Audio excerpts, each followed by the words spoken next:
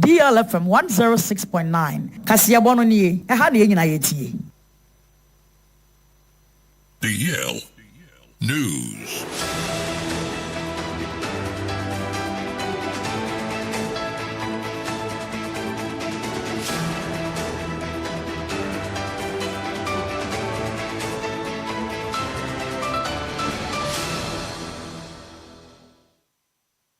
Yamamo akwaba afitu mika neshia yen ewo Facebook and FCC YouTube na yemfa kase bono ensemo sanso anat Nhyiraba TikTok ya live odwane ye na wapia hye na afoforo nso anya bi ahwem na yensha kase bono se FMFri otitinani edema the Church of Pentecost asafono mechire chairman Apostle Eric Nyameche odensema tudwa echirima sei oman Ghana twidi amponyankopon ebo men ode agapade pi na tom Ghana ensase akwaye ene nsuansu a atwa ye ho ahia dodomo men nanso enipa binom adufuru pe a wonom nam kwatikwan etufum agudie nti ene oman Ghana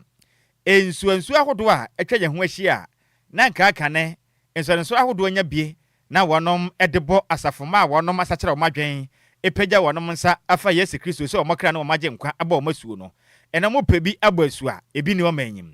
Apostle Eric Kwabra Nyameche echirima wo hwe kwanya hodo a oman mpanimfo ayi wonom ani ayanhwe han emagalamsefo adifuro pe asai oman Ghana yenso yakwaye ene yense ase a eye kanapam odensam dutu dwamra na wokasa ede afa 48 General Conference meeting dwumadia etodwa ewo Pentecost Convention Center ewo gomu afete ena Apostle Eric Kwabra Nyameche echirima sei asono mpanimfo dodo na epop na firi sei wo hwe kwanya hodo a ene galamsey ede oman Ghana men efa so na nyamianim ni kura nim ni ano ode ne pa enti obesre oman Ghana mampeni ene perform ka bie wom sane manim yada omfo omo nan fancy fom no mu kwa pom befa so mbebo asabayi a ensu ahodo a asai wo manimu no ebepa ho pomasibrem Apostle echirema sei wo hwe the Church of Pentecost asafoma no dos ye pa wo manyim wiase afa na nyina ono dos pa na so Ghana ha no o se mo ka nyankopon asem akire nipa ede na kwankwagim na so nipa bedidi opa so de kofi a eduane na obedi asafoma ne pie omo ye akuafo ene galamsefo ase wo mfudie nyina mede ombedi mpo eden enti obesra ban ene mu yada onya na so bi mfanfa galamse ya ese wo ma Ghana ya tena ye yensase ene yakwaya odoma kwanya yankopon de cheye no na yenkura esopam oniminyamfo Apostle Eric Kwabra Nyameche echirema wo hwe mfimpi mienu ne aduonu enum ntem a Pentecost asafo no eya do ye pidi momen ene yempududuma ba wo mo aka che nyasem kuma eya bonga tanga Upper East mantamnim ene ye esem efenso atoya mantam ne miamya pi wo mo tete mebunu pidi nsanadwuma pisha wo mo nsa wo nya dwuma yeye ene wa kire nso wo mo sisayare sabia mo mai Ghana prisons ahodo mo de bi momen omo gusu boa de nanso galamse ne yade ho amanta bampani nya ne naso na onko entole galamse no asodin sem sei environmental degradation and galamsey menace. The extensive pollution of water bodies due to illegal mining has hampered traditional water baptism in some mining communities, necessitating a shift to synthetic rubber pools in several districts to carry out the ordinance. Retention of souls. While we give glory to God for the multiple of souls won, a critical challenge, unfavorable rainfall patterns, and the deterioration of cocoa farms have disestablished the livelihood of members who depend on agriculture and farming. These unpredicted environmental conditions, along with the seasonal migration of fisher folks, continue to impact the steady financial growth and stability of affected local assemblies. Human capital constraints and literacy gap. High rate of illiteracy among some members and officers remain a barrier to the effective implementation of Vision 2028. This challenge is reportedly evident in the Bible study and home cell meetings, where there is insufficient pool of teachers to manage the manual and ensure effective discipleship. Leadership overburdening and commitment challenge. In many local assemblies, a few dedicated individuals are often saddled with multiple roles, leading to operational inefficiency and burnout. This overload makes the full implementation of the corporate mandate and Vision 2028 difficult. Any awoti or no, and I was yet chairman at the Church of Pentecost, the day at the Apostle Eric Kwabra Nyamete. Then wachi ena oswafo no ena hwe oman Ghana inkrasia memum ahinsie ena efeso esom dwumadie so oniminyamfo Ibrahim Ahmed echirem say said the oman ko no ese obiade ne hujim ne nyina ye time hye badwafo achi na omoye mrem oden edebo Ghana ho ban efise galam say ku no yoku bia se nya de hujim beboa ne yatumi akon atola sente saade a echiredi. Parliament is a forum for ventilation of all grievances. Every sector has their grievances. So Parliament is an area where there are people with competing interests. So everybody is represented. That's why we call it House of Representation. So every constituency have a rep there. So your constituency rep must be speaking your interest at that point. And that is why when it is time for even drawing of school curriculum, you see all the other competing interests coming. The same thing when it goes to leadership.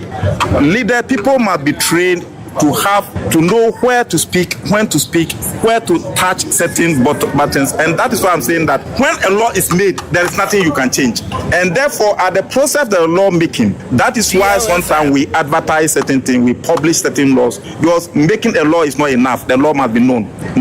Ignorance of the law is not an excuse. So at the process of the law making, every interest group, you must put your eye on it. So if something is being enacted that will go against your interest, then you speak out at that point. Don't wait and be on the fence after the game. Then you come and say, this thing should have been that, this should have been. That's why I say everybody must put their eye on the ball. Okay. And that's what the church must do. We are interface between government and the faith-based organization. Government cannot control or regulate chiefs. Government cannot control or regulate faith-based.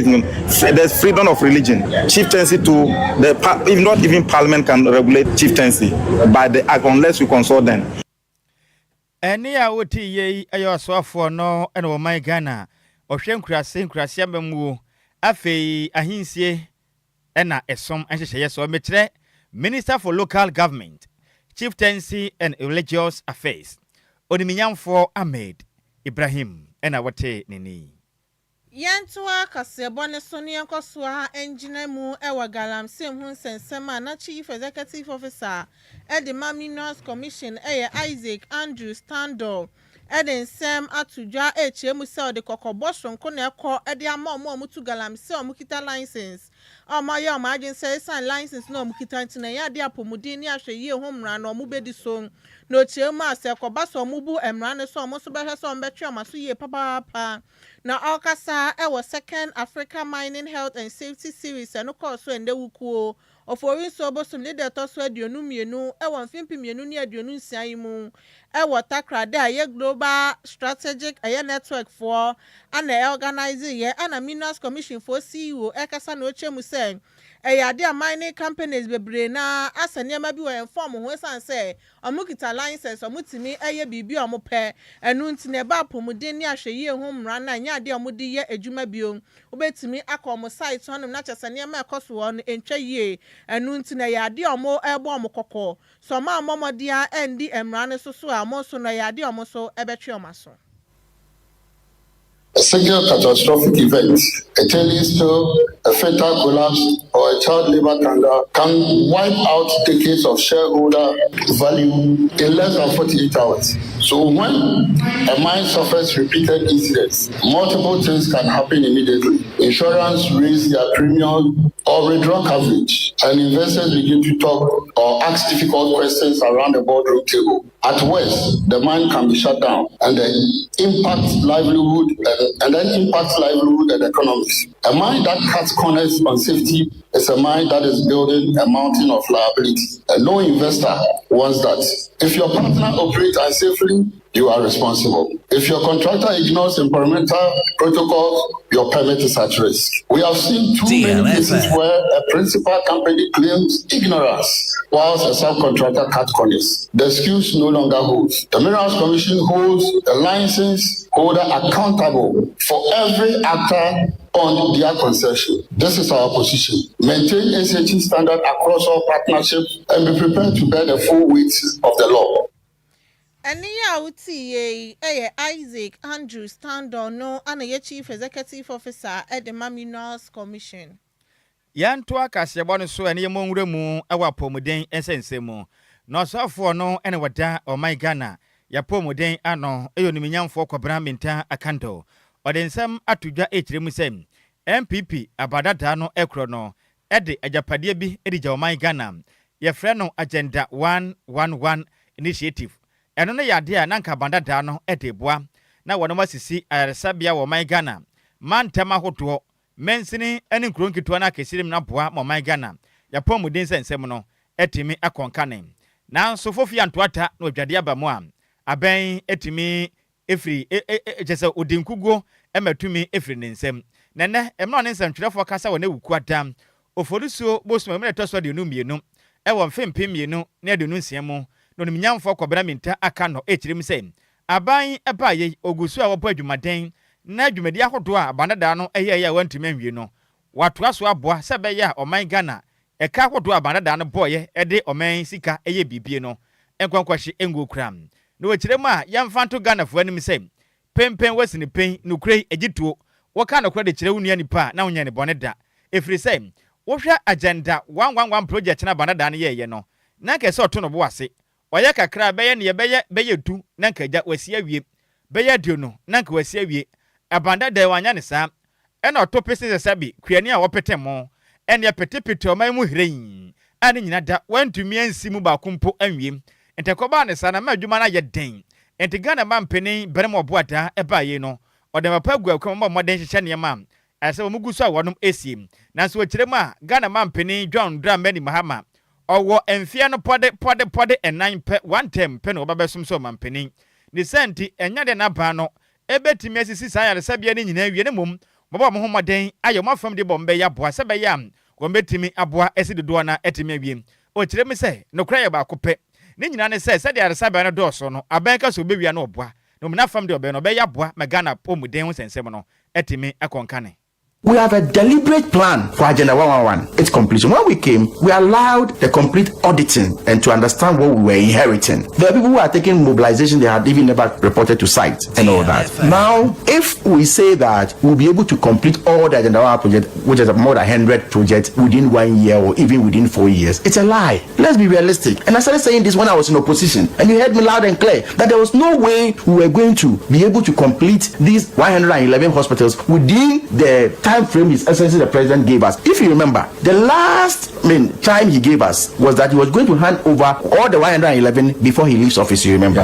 But not a single one of them was in operation as at the time he was exiting. So what we are doing, and about 4.8 billion Ghana cedis has been spent on it. If they had strategized and they meant completing them, that 4.8 billion alone could have completed not less than 20. If you had faith, you want to build 100, at least you can start. If you say 70% complete, it's civil works. It's not only the building. If you say health facilities are building, the equipment, the personnel. But in terms of construction, it's the building and then even sometimes in some cases the consumables. Ne kwakura mo no ene oniminyamfo kwabra minta akando echirema. Wombefa kwamnya tena so so mosoma man Ghana ene nyasem kuma adwumayefo pioma wo moden a akosku akwagentete anka ombetumi akotena yaresabia hodo aye adwuma nanka benye to moka no munya adwuma nye ha adwomo do so pam nanso ombeto nkrata asem bebre na bandada no efa nese fododo na adwuma nanso mofa o madwuma no wo manfa sikasem amfa nka ho eno be ya do so de kese edema NDC aban papa manase fo no pina akoye oye kire ebi keka o madwen de kire wonom sei wonom pese o metu omoka nanso kire ma san so hwe ba o moso no kotire kwawi ne maku ema pontwane be fiti hu fifiri na nya wonom a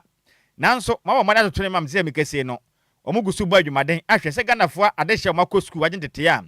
wonom ya nese fododo na no wo betumi afa wonom adwuma. we have a challenge where we are producing a lot of health professionals. I will distinguish between the health professionals. I'll put the medical doctors somewhere, but here I'm talking about the allied health professionals, the nurses, the midwives. So when we took over, initially it was around 74,000. At the end of 2025, we're around 100,000 health professionals who have been trained and they are at home. Yes, around 100,000. Although, if you try to absorb we cannot absorb all the 100,000 people in our health system for them to get spaces. But of course, there are spaces there that have also not been filled. Do you get the explanation now? Mm-hmm. What is the problem? The problem, and I have had a lot of feedback. People say I should not say that. I'll continue to say it. The problem has to do with physical space. Okay, every budget you will only employ what you can pay, and so you can only employ what you can pay per budget. So I'll give you an example. We inherited a situation where about 13,500 nurses and midwives had been employed. No financial provision. We came to meet it. So at that point, we were torn between, if you remember, and I'll repeat, that famous directive from the chief of staff that anybody who was recruited after 7 December must go home. Do you remember that directive? So I was torn between letting these 13,500 people go home or allowing them to continue to work whilst we look at how we can pay them. And I took the latter. So we're gradually migrating them onto the payroll. Okay. So that is where there were a lot of demonstrations here and there. I can't pay us now. I can't pay you. Remember, at the point that they said I was what? I forgot. I want to remember. So, by the grace of God, we managed to get all of these on the payroll. And now we've even started their, their arrears. So by the end of April, we are paying 2 months. By the end of June, we are paying 3 months. By the end of July, we are clearing everything. Any awoti ye ayo swafo no ene wata o my Ghana ya pomuden ano oniminyamfo kwabra minta akanto Yantua Kasiaboni so na Teachers Trainers Association of Ghana akasa HM say ayadia omonto colleges of education eduona wotwe no ewo man Ghana mu no omontumu esan say ko no HM aniama bi wo hono ma anyade aban no eya ma wo mebesikasemu sema eno so no akoye asemfoforo ene niama ekoso ewo mfimpimienu ni aduonu miensa eya chechefo mo de omofa ntete ma na bibia ache say enyade aban ni pese onye bibi ewo colleges of education no ewo man Ghana mu na ombra mo sa ewo ya nsamchofo nhyiamu ekoso ewo nkranbupri mantem ha enewukuo ana national coordinator the Teachers Trainers Association of Ghana Yalala Victor Efra Mampeni John Dramani Mahama so mbomodin ai no fa hihye pa enwu akwemu sane be yebetimi aboa no automatic posting policy no eno so no matimi ahyemu de esanse sane niam akono so ma niam mu anda hono mo so na be ha o ma adwen eba aya national recruitment framework ni na ebetimi asan nti aban enye bibi emfa emao. Yes, I'm Nana Victor, and I'm a coordinator at my Teacher Trainers Association of Ghana. Now, and I share with you no, idea na here said ye Sans ye 200 and I'm on be Eddie Kukum and Kumobia. I was a Isha buying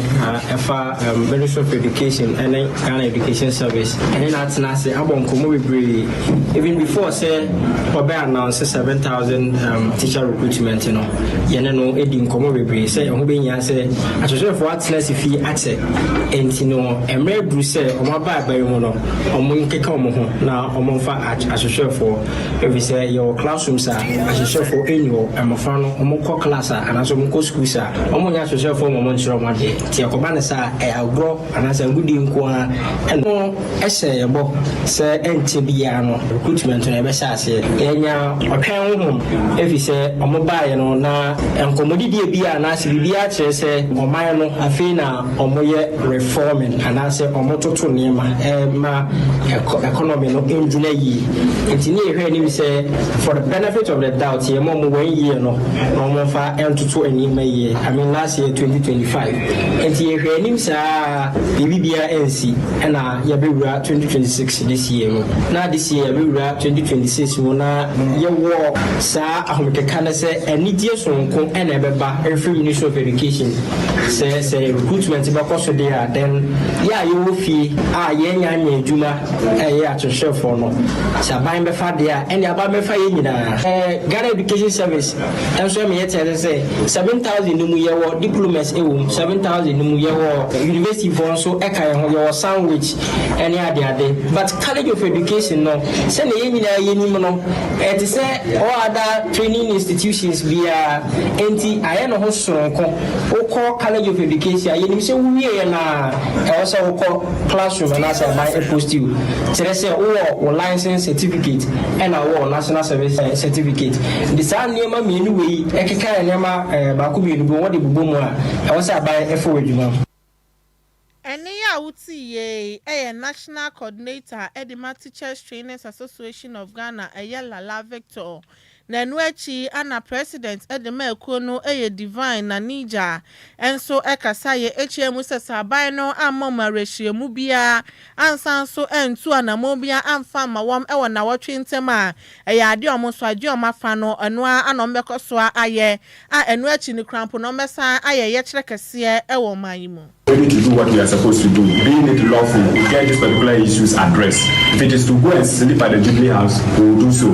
If it is to go and sleep at the Ministry of Finance, we will do so. And our next line of action is not far from us. As my coordinator rightly mentioned, that we are putting things ahead of time. And for that matter, the need be that we hit the street, which I said, agenda 65,000 teacher trainees on the street, we will do so. And that will be communicated in no time as well as when that will be done. So demonstration is not far from us. And we'll make sure that the demonstration will be a massive one across the length and breadth of this particular country. Eniya wuti ye President Edema Teachers Trainers Association of Ghana ye Divine na Nija na manibo ye nsem choni Emmanuel Opoku active ana debesumye. Yan to akase bonu so na yemfe ye nimfa nkyire mu ewo fango ene ho adwuma esense mum. Na National Petroleum Authority ye twanitia eka ne se MP mpenifo ne wanom akasa echirima sesei omaga na dehia wanom etwi tankasi ehenya efafango ede kwa miamia hoto ma yenya bi eto ahyenkafo nya bi di dwuma ne ade no omo chirema wo ma boa wanom se assistance no na nse omu nya bio kire se enkura ne nyina akwa miamia wo da mutu galamse efuze mu chirem se galamse no emu aye desano manam openika sa na o chirem se wo hwa adwuma yefo na ketu o monsa kana kete mampode eriso wofa mesenga tehemi fiasa no mabanum enti adwumayefo no hwedi na mse enti obi yede yankwa eto honom asoma man Ghana yeketua ni ene adwuma no yebegyae yese bekokwa yenim akwasensuo ni bi ne apeska de agu botom na opani kirem sei ha adwempa ne emra okohia Parliament Energy Committee ewo parliament emu ene wo kirem a Chief Executive Officer Edema APM office Godwin Edwezi Tamakru echirema sese no ha dwimpi ahyenkafo ana ometifo amotwi tanka no dodo na jai edomani de achiremwuram ekwa akotu efumagude vise ho ena ede opani chirema obesena da ohwe mpanifo ahoto a ahye ne ye omode no chese sikomode ma ahyenkafo ne nye sika omode ma metifo no susua inti eba ne sa pe na kwabane atwika e de afrinka kokumase aba ebi atwika e de akotemele waba na ka wura enya sika botwagu ne botom na hyenkani kitua be na wanya na ekwamode ono ne yere ne ma enna ka ho ne ema adwuma moye no ayabasa enkwanhia hodo na ekwaso ema fango dwumade ayabasa ne sente obesere mo amatota hyen ene mperform da fango na no muntu akaye na ahyenkafo no nya sika na metifo no nya sika bi mfa hwefie na ba ne sa pe adwuma no be konkan opani kirem sei wo ne hyepa be gua kwan mu abeboa me no beboa pa se be ya obi biara otwi tanka ka ne bi ene metifo no benya sika pa edi na mo afili trebe se beboa na adwuma mo ye no omo wan ha no galamse no magya tuo. Now, what we have realized is that there is a high attrition rate of the experienced tanker drivers and mates. Anytime the tanker drivers come there, they come with different mates. And the reason he found out was that when they come there and they go to the mining communities to discharge petroleum products to the mine, he loses one mate because, according to the mates, Oyam Anyana is more profitable than being a driver's mate. And so the most experienced drivers, they are losing it from the downstream to other areas. So one of the things we are trying to do to resolve that problem is that we are coming out with tanker drivers remuneration framework, whereupon we would ensure standardized payments by way of salary to the tanker drivers. And so we have an idea how much comes back to the tanker drivers from the UPPF and all those in terms of their dues. Out of that, an arrangement should be made on how much should actually go to the driver. So if at the end of the day you are receiving say 30,000, but you only pay your driver 2,000 cedis, we want to see the build-up of your cost and how much you are paying. And we strongly believe that if you pay your drivers well, we will minimize the incidence of the accident as well. Se wutia ashenkafoni ya enkwenshado do na no eso ebete na ne kwakura mu no ana Mr. Godwin Eduzi Tamakru echirimu a ade ba konso a odinani ko tua wisi de echire o man mu ne se ubehu na shenkani a wotwitanka ade hye ne bia kwenye nkwanhia na mensene kro anampotemu kro na kro dua kro nkwanhia ne sisuo no na ade hye ne dimirika tente akwatwetwa di 4 bucket ebi so de pine tenten pa so wai batre ankre no de fanada kwatum chese dure ban pa de ato ka ne tankanim obatwe fangu ne nyina kwa koton o kirema ehu pam ne sente ne omo de mremba obanyim omo de aposifo beka ho na wa wonim na tanka benya nkwanhye no mbekwa na fangu ne bi gufom na kwabrane akwafa hwasiamo ekwa kwatwi bia koton no omo chewa emre no bedi pa omo seka video pe na omo de aposifo ba ofie ye bechew na kyena hwe ade a wapunu na sabe fangu ne bugufom a e wabusu apeni diana. Now, what we have realized is that there is a high attrition rate of the experienced tanker drivers and mates. Anytime the tanker drivers come there, they come with different mates. And the reason he found out was that when they come there and they go to the mining community to resolve that problem, is that we are coming out with tanker drivers remuneration framework, whereupon we would ensure standardized payments by way of salary to the tanker driver. So if at the end of the day you are receiving say 30,000, but you only pay your driver 2,000 cedis, we want to see the build-up of your cost and how much you are paying. And Debbie, any a peno, ye gusua, say and sabeka, and then ye peno, na ye de asomo. Ye gusu,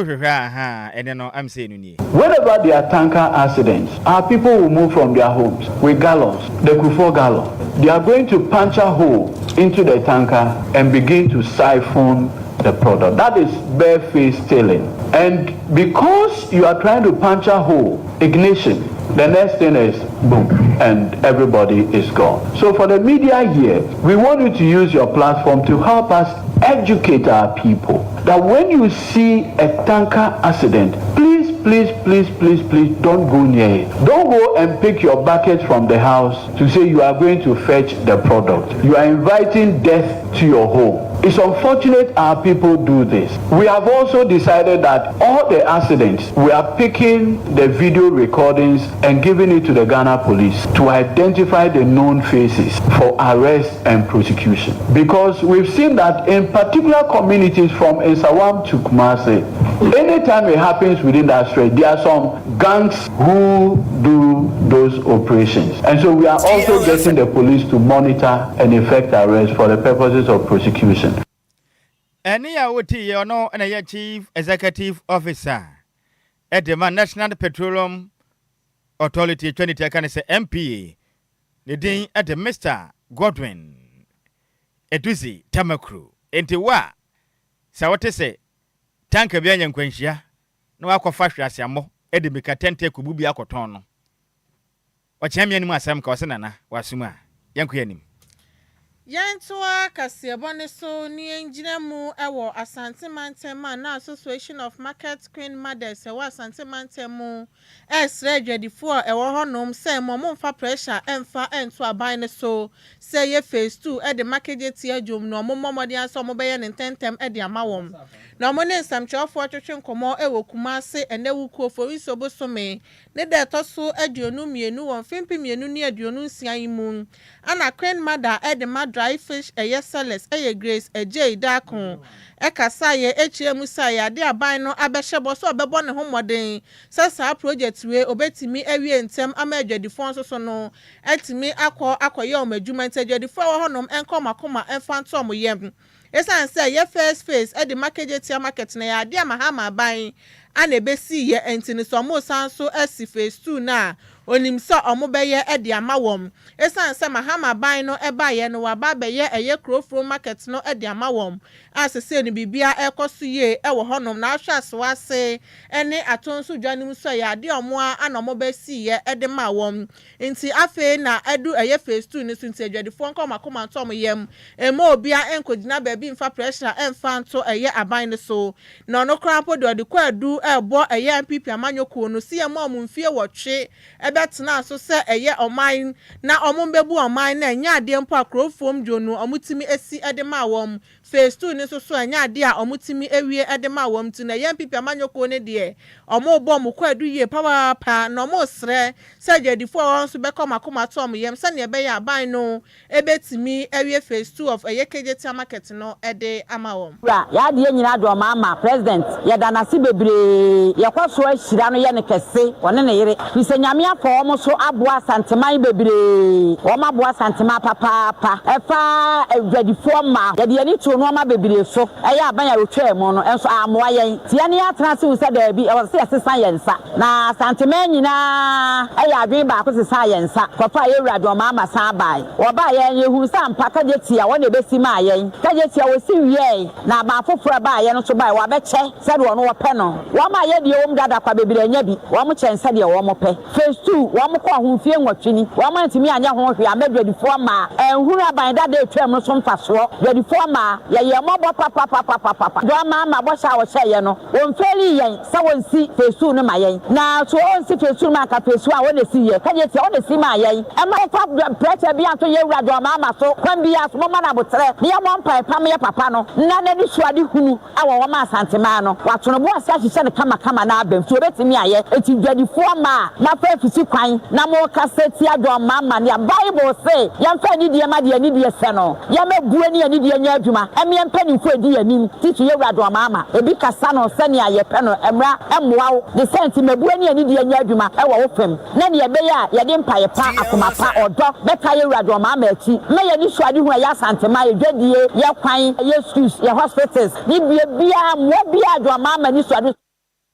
ene ya wuti ye eye Madam Grace Agyei Sikapa no na ye queen mother edema dry fish sellers yemfa ye ni emfa nkyire mu e won kra popuremante mu na yenkopie mu e wo kwa menkroma sekre adwadifo na wo ho no miso apramu minim pam na adwadifo a wonom eye adwuma woto na edwanim wonom de adesere ede to wonom mahye bedwani oniminyamfo Zinato Ajima Rollins ono ene mahye bedwani ede ma de hya wonom klote kole abato mpesu aso omo kirem se odana eka kese da hono mam empinifo yi mu no sese ne mo si ne ma ekoso no ehu pa nti o mesere nata o ma metim kama ne mo na dwadifo no mo ho enha wo mefiri se akwakoyo owu afidi a ekunkuma dwadifo no ensuo tope na yira fa wo no nyinam o kirem sese yi enche ensuo no ba besi fom ne si fom sanso de a ebe yiri ne yiri adwadifo no maso ba hye pa ne senti o besere pam sade o mo kan ontie na so pam ene na adwadifo no friends enhwemfo nhye mu a me wa fase yimano poku adusi didu abona man se DJ active ekopie mum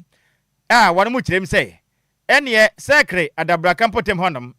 kwen mada oda otona edwana no ya ma me Diana Agyei Sikapa ekirem se obesrem penifo pi sade odona ekana ye no akoye wafide de ma wonum ensu oto yo mbetena to ade poeden panti abamrem wa mu kirem se omanya ho hwede a oya kira yade Ghana penifo tie etembe ye bi se be bora mo se dwede omudie no wonu mo ho ahenha wonom yes no bibia ko papa na ya to ade wo ha ndi ya pese ya katresi na to se APC no bebre amukasa kwachire ono so mani kasa kwachire o mani kasa zinato nikasa kwa ya pray wani hudodo ya pray wa zinato ena seble me wa ya pray Me say, scam me say what happened. Yes, Omo Bamodi. No mo beche. Ya da Ghana for pay for the ya do wasi. So what ya kasa. Omo be ya we to mama. Ya me so sure me. So what? Omo be ba be ya ma. Ya do wasi. Ya say ya drowning na kota. Kota no ya be tu ya tu. I bet two got almost 6 months. I'm moving that's in there. 2 years. You're ready, you're free, no water. 17 years in it. Baby, I could come by. That's just said. You can buy a grape, your mobile hand. Jaya Bibiam, your pop chop. Since you're about to young to me for more agri. I want to Mukita gun. It's a gun for it. It's a pamocho. Your pamocho, Eni echawo na adabraka ensada nsayem empenifo mremum eni awuti ye ono na ye oba hima oda otona edwano ano ewo kwame nkroma sekre ewo nkrebu premantemu ne den ede Diana Agyei Kote ena wote ne nkena ne kwakrabo no ena adwadefo ni bi eka kire ya nam sinin Emmanuel Poku active say DJ active bra fa microphone man yeso yenka se Vincent na hayen ye besere mpanifo odo na dwa no ehu pa o mesi ne ye kama na eka no musiesiem ente sa enso betoto yaso be hyepa efi bra ye si market we ya mudi ya ba tna hase ya nkoye aha ne ya tna sa ebi bi atwom na ya ta de mai because of odo na obo ya am esi e kwani na si ya nta aya manfo ebi mu eja mo na wo aha na ebi mu aje so be bia ye she dwa na ho na mo je so aha na ebi mu eja mo na ye de se do no ebe twa market we hia enti kwa fo so mo fo inside ebe ta de mai no I'm market no I want say some of ti half years she kwaso ya si afuka ni abatra ho ya to she ma ye so ya go mo se de bi ya juma ya ni ya ma me se bi okunafo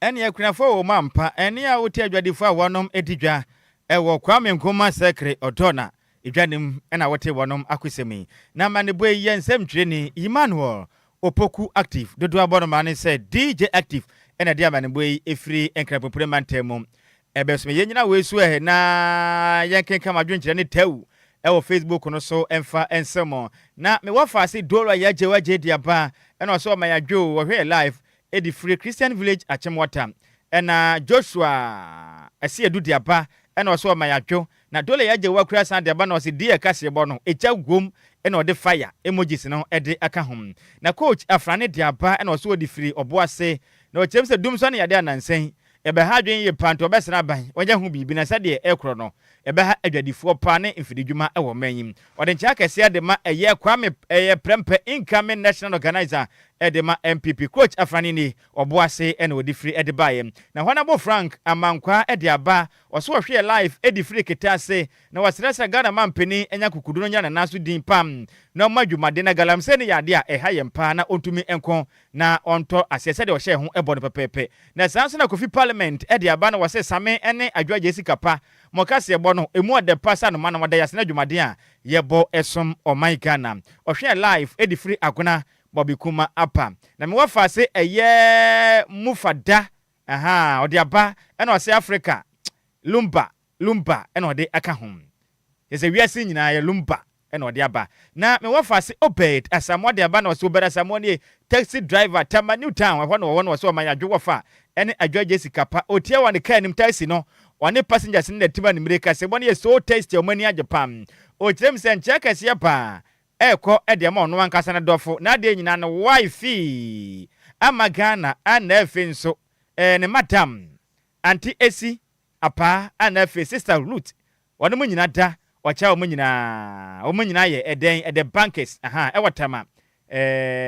New Town ana nso ebi so ye weather mate ena fi border Dennis Abrakwa dodo abon manese kamoko ene piano Tama New Town mu nyina da kase mo enjoy nti no odo mu nyina so bebi yadroi ye twa ye ho abaye ba kopamaso nsem ene de ba abesomo ewa kasebo no eso DL Power Sports on DLFM 106.9 DL Power Sports emu ade ejawo Born where then? Mashe. Of course, Mashe. Me heady. Me Ronaldo me ball heading. Go. Pressure, Mr. Kasante, Mr. Bade, Mr. Kasante, Asante, Mr. Kasante, watch your ball room, Mr. Kasante, oh, Borike!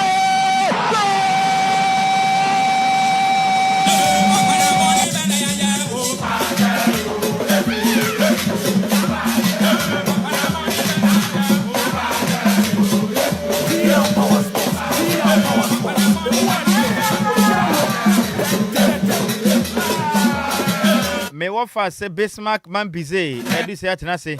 yen ko ne chene mana kwaba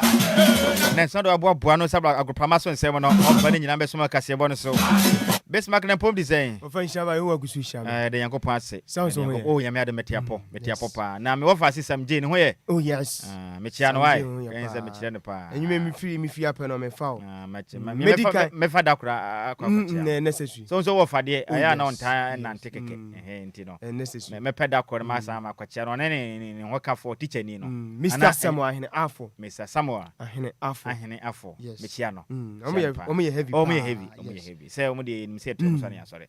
chale brani tino kajagum right abusuan me mo atwoma akwa ba kwan sonkoso kramra dia 106.9 mega so amraso agudie mu nsem ya de sumu djuma di kase so we no e ya de ka nsa nwume no nsia kase asusua wate nyina ofa Nhyiraba Kwadwo Sammy bi kasanso ana wate ababa so na Adjoa Agyei Sikapa sa nwume ma sinkonya we no enso ya de ka nsa nwume no nsia kase omode nkomo no dodo na nso sumu kase kase sese on sanso atimi ato djuma de so amraso besima kadu sa mambi se me nsuma so agudie mu nsem papa me basanim na nso nsa atimi ato djuma de so bibi bia enso so atimi akwankan ya say dia Marika di nkoma sampono ade e kan se Lumba super wamana mutimi fa so asefa dwumade nyina kan nwai wamakwa mu agude mu nsema Michael so coacha enso aboabo no gu nkata se besima kadu se meso me sane so na sa unsu chansan to dwumade so no Lumba super dama ana mode sa dwumade nyina no enso asumi adaseda piesie ana nwume ye kanfo ere ma Lumba super ma so ase agude mu nsema de ba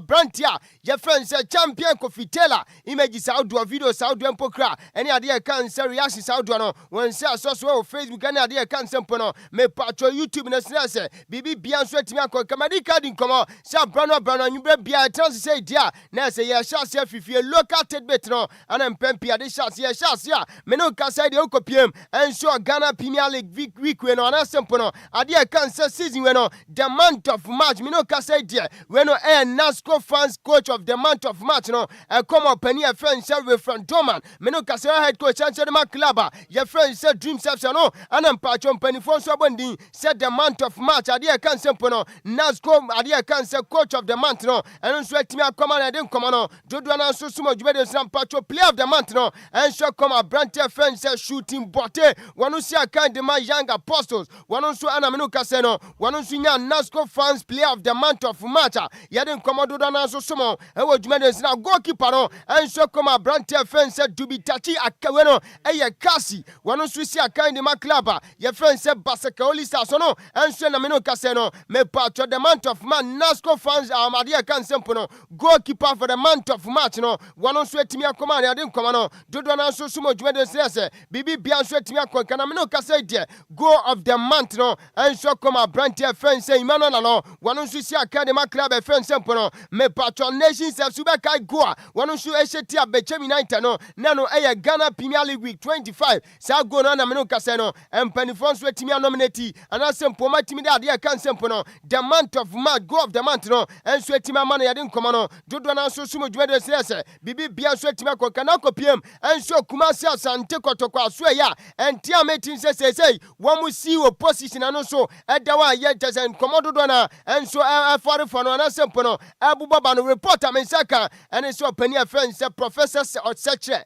Adai Mensa and I said Professor Oche Adai Mensa when I say me nyan ntia say ono na anhwe ya bibi bia so atimi kwasenia ɛnhyehyɛ no tia ɔno nso ɛbɛtumi anya saa dibira mekyerɛ Kumasi Asante Kotoko me patro ɔmo si opposition no ɛno nso yɛ nkɔmɔ akra me nsa so anwumadi nyina nso ma dwumadi sɛ wɔn nsa nso atumi ato dwumadi nsa patro club a yɛfrɛ yi sɛ 11 wonders no ɛnti a meti anwumɛ ɛne sɛ me patro discipline committee no ɛnso atumi ama ɔmo indefinite adeɛ kan sɛ ban we no ɛyɛ both domestic and international transfers nyina no wɔn ntumi nya ne nyina ne sɛ nei ɔmo abrante ne ɛfrɛ sɛ Moses Afia ɛne club ne de ne car ɛnam so bi ɛma we no ɛyɛ Ghana Football Association discipline committee no ɛnso tra asɛm ne so na nei wɔn yɛ sɛ nka ɔmo ntua saa ka no ɛma abrante ɛfrɛ sɛ Moses Afia ne nyina mu ne 11 wonders mpanifoɔ ɛnso ntumi antua ka ne nti report amete ɛne sɛ say ɛyɛ indefinite banner yɛde ato 11 wonders club ne so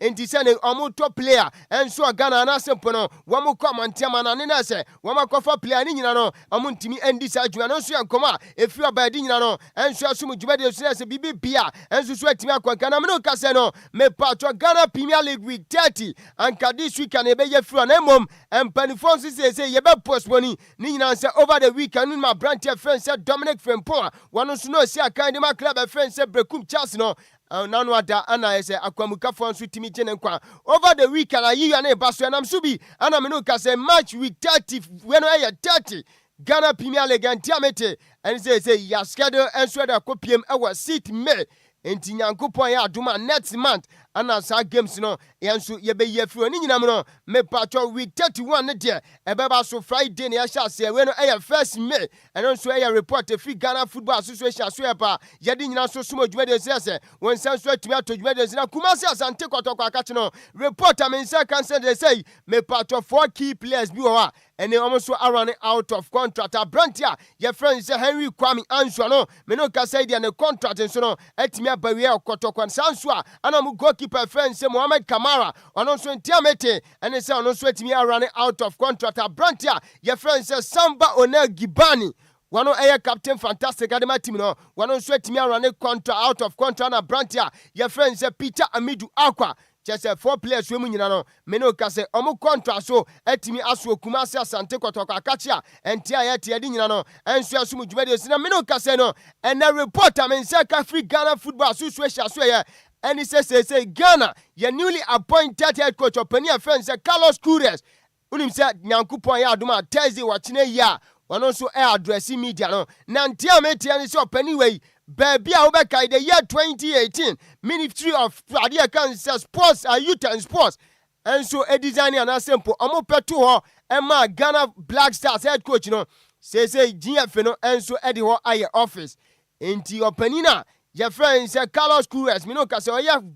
Black Stars head coach no say nanka medanya anka ewo airport residential no say GF fo so atimi convert abaye officer and opani we antiamete say oba hotel na yebelo ajama no so nkoma akafiri oba na san nkoma ne pai no former GF ade kan say vice president Uncle George Afie one so edi nkoma akra efa san she yentie nkoma Uncle George Afie former GF vice president and so edi the residential house na the ama Black Star coach into Hoye GFA technical directorate. I was shocked. I knew how and when they arrived at that decision. Now, in any case, I gave a quite hard dream. For a very long time, now, Coach Bio about my Mubia no doubt. Coach Bia Yedina Bia ni Piesika Kes Ka boy Nyasem Ketwa. Now, who in particular now WG campaign. We started WG campaign we see a pay accommodation for the Black Star coach who kai. And I'm with me charge. I'm the minister Henti wey Uncle George Afie no ya former dear concern pono Ghana Football Association vice president of this come no and so asumi adi nyina no and so asumi dwumade so ya bibi bia and so atimi akonka no to aso edi nkomo se ba ne sei ana GF no and so atimi convert ade concern pono me patro residence and yadema Ghana Blasters head coach and so ade come ade concern technical director ya no office ade ma no na prom no esiwa ya den enti opani a friend say Professor Minta me no ka say technical director nso e wo Ghana Football Association so no e wo senka pram ana okotra yentie Mr. George Afie. So we are supposed to, you can discuss this. I mean, sometimes, I don't know whether, say, how on earth, I mean, from where I've lived, and unfortunately, maybe a matrat and a Japanese typical setup of an officer. A whole office space be a back home. Near the desk association and GFA technical center and Pram. The technical director can be there. Because that's their job. The job of Professor Binta is to help train coaches and all that. Now, on the airport residential, now, former GFA Vice President Penny friends Uncle George Afie and on this same come and so I told you and so as much media so on this note you better see from flying my dear 106 and phone cross so I'm an income on your dinner so eguama.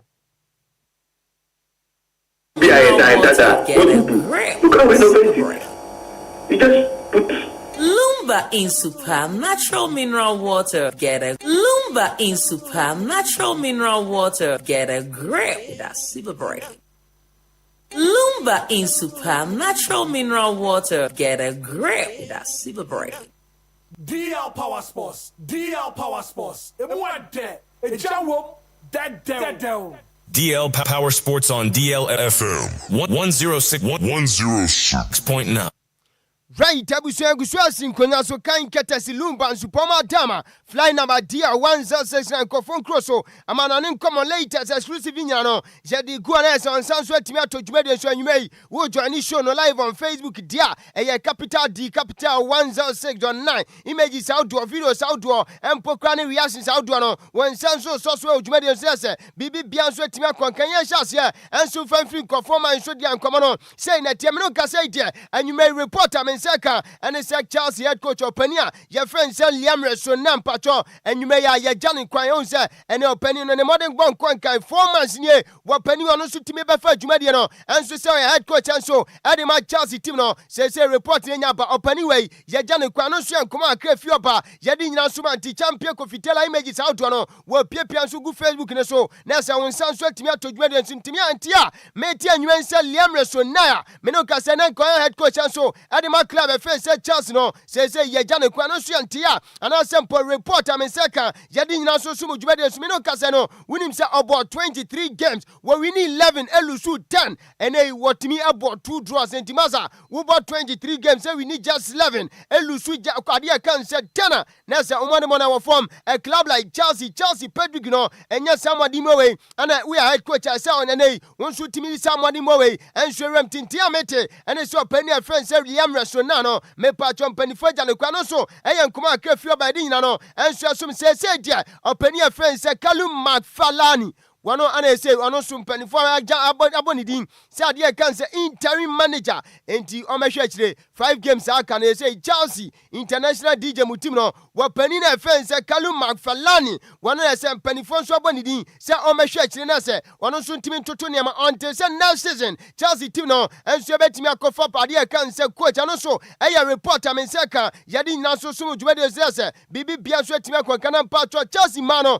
and Tiametins from next season. When no women's super cars, I can say Super League matches. And Tiametins are on Babonina and so our Stamford Bridge and Chelsea man and next season there. One more games I know a yard dear can say women's Super League no and Tiametins Amukako games in no and so dear can say Stamford Bridge and also a young Komaka Crefioba Yadina so sumo Jumedia so Nessa Bibi Biazwa Timako Kamadi Cardin Koma and so Chelsea Yankupoya Duma next year when no African Cup of Nations 2027. Now Yatun is a Pamoja no a Swahili Casa togetherness. And Tubaka, Madin kind come on. So my friends say Uganda, Kenya, and African company Tanzania. And my me and 7 no more common to my so. Our born so my was still there can sempono. Me patro AFCON 2027. Now reporter mete and say Kafum penny for and so when you inspect almost steady Ahudwa. And the Omri was this tournament no. entimi endu standard enti reporter mense kan se no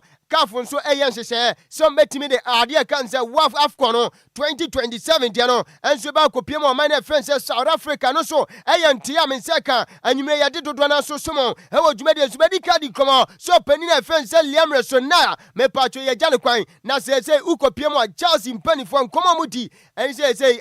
no eye between William Nagelsmann wano eye German national team coach no ana Sex Fabregas no enso eye FC Como enso coach na Xabi Alonso na Santema ana Real Madrid su jale kwan ana penny friends Anthony Raila wano eye bomb of head coach no Sam Mantana sempanifo 9 way ana Chelsea mpanifo so akwa setra say CCC de besine so nei wame de Chelsea jumadi no enso ba na report amete and so penny friends Anthony Raila no wana say ono so waya key contender say wano wetimi convincing panifo dodo na enti akamia say kobadi say Chelsea enso announce coach bia animanimu ya anhwa na say atimi akwama panina your friends Anthony Raila no so eya reporter men say so anwumei ye di nyina so sumo dwumade say won san so atimi atodwumade so opanina your friends say Florentino Perez eya president Edema Real Madrid team no won so akwadi nkomo wose Madrid team no me patcho players ne de bibia nsisan players ne mo de mo no wosoro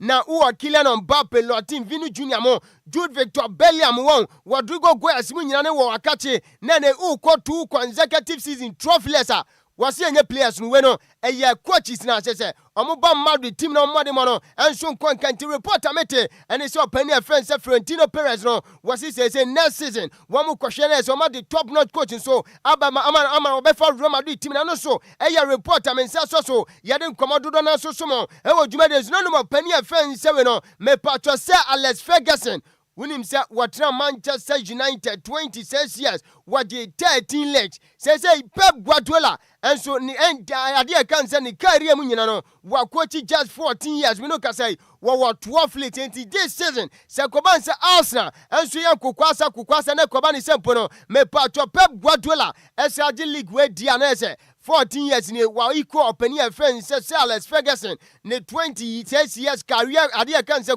coaching career no our team DJ 13 legs no wapeni no add 14 years and so team equal sa record and also eyan komo akafio by din no and so sumu dwumade so say bibi bia so team akon na boss akache no winim said this season after say renovation no and so tojwa e was Spotify camp no me no ka say omobo 16 matches e o camp no obian so team share Barca we no league matches and the league matches are Barca and so about after saying a renovation no and so told you our Spotify company no team bianu amoso atimi abefa win and so our dia kan sempo no me patro Spotify company wa unim say no almost 51 goals and as Oma consider just 90 Barca there come here say after say renovation ni told you and so Spotify company we team bia na say ube piemo Barca masa ubedi and on so en come akafi oba yedi nyina man command nkadodo na wa nanso emenu kwenti dia kamuno nyankopon adoma do china Mr. Hitman Godfather nya trase ewe da somo bia dwumadi enso a na yede agode mu nsem ne pa yede ni nyina no enso ebesom na ya sorry so no wei efi miame nyonko brabo enti champion tela beboa na wodi baby Ghana to so we no miame nyonko brabo Randy Kwabena Choko ana osime mfa akunya na me we Sandra Abakujo okosku ewa Takrade Technical University enti Sandra amena ewa woda Randy Kwabena Choko say yawe show happy birthday pa nyankopon tinanim chio na se bibi bia odon sabesum bia so no enye nhyireti Sandra on this special day of yours no yenyina yawe show happy birthday wey if you do for Randy Kwabena Choko ana se amfa kunya we na se yawe show happy birthday Sandra you are blessed ana when so efi Ghana 5-star commentator miami nua Anza Kwaku Albright ana se memfa kunya we na we se men wishing the 2 twins be the twins baby girl pa mo of bruta na watcho brofubu amen kinkan senate na I say happy birthday to the twins. Thanks for confusing people since hope your day is 2 times the cake, 2 times the gifts, 0 times the drama, 1 birthday, 2 birthday girls, 0 chance. I'm buying 2 separate gifts. Love you both, Caroline and Carolina. It's way every Ghana 5-star commentator and Sakwaku Albright and he was say Yamfa Kunya is Caroline and Carolina. Happy birthday. Ti Nyankopon Shamo, Antinanim and Chamo. mama mu fie nso enye nhyiranti entafo de mu ye nhyiranti happy birthday ana anwumre ye nyina ya wehyimu nti wafa agudie mu nsem ye mfansi na me sorry no bema yaw ewo Madina Zongo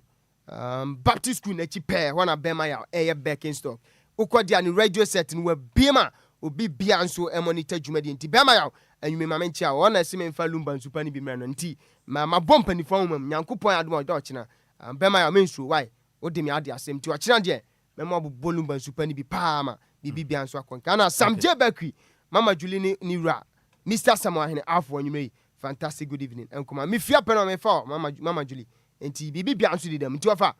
yamfa gude mu nsema eboabo ani nyina no yamfa nsia right me wafa say Bismarck man busy edu say na wote ne nka no we ne gina wetina kase ebo no yade ne nyina edi esi na me wafa say Emmanuel Asante edi free Accra Medical Center edi eba na wo kire nso wada yasepa na adwumaden sonko a yebo edesom oman Ghana enumre odne de ede befa mu e wa hanom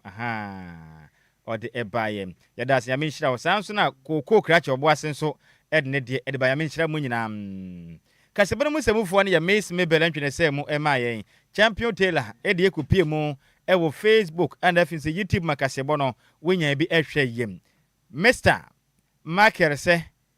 emaya mula support if you hanom DJ Zikibi Mr. Samuel Akwa echinchim kasefren fo made sumye numre akenkafo yemienu edi ameje so yo wofa ose ade o de one at Nhyiraba Kwadwo Sammy bi ma hoteden ene bantwere bo nana otafrija mene mo fa se ba Udini bio Adjoa Agyei Sikapa. Yes aswa enwompa ya to yebo ase ede besom wo no enya samwa dwumadi aka ediso no eya wusu a wo so free samle kopem nondu eno achi na Zikibi atrasa nyuma na back to back ema mu nyina mo ene ti ade hye na mu Sikapa se enwum wei ode ma na adofo nyina ya kramo